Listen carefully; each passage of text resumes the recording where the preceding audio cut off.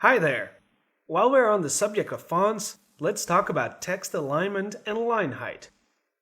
In one of our HTML lessons, we learned that we can align by using the attribute called align. But this method is outdated. The most efficient way to align text is to use special property text align.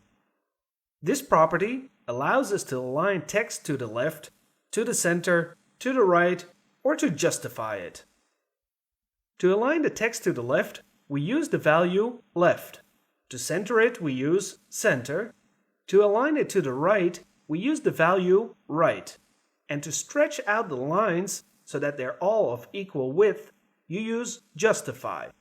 Let's see how that works. In HTML, we have the tag p with some text. By default, the text is aligned to the left, meaning by default the text align property has the value left. Let's align the text to the right.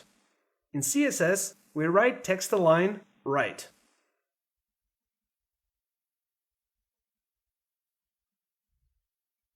Done.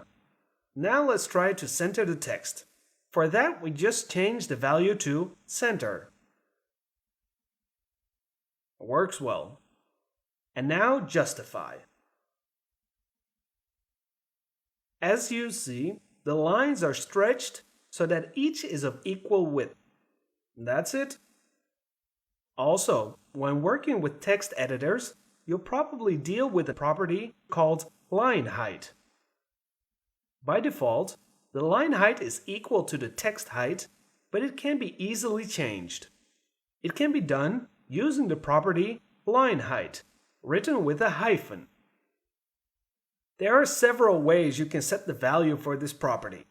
First of all, you can set the line height in absolute units, for example in pixels. For instance, let's assign the following values to our text. Font size 30 pixels and line height 30 pixels.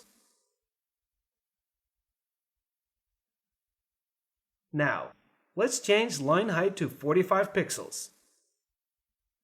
As you can see, each line takes up much more space, specifically 45 pixels. It's also possible to set the height with a multiplier.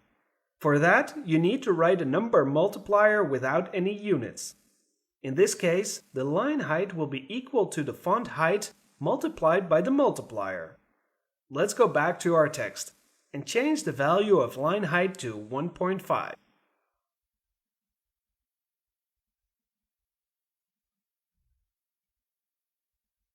As you can see, the line height is the same since 30 multiplied by 1.5 equals 45, the same value we had before.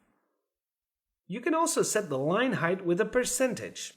100% is the text height. 200% double the text height, and so on. In fact, this is very similar to the multiplier value, but it's not as convenient.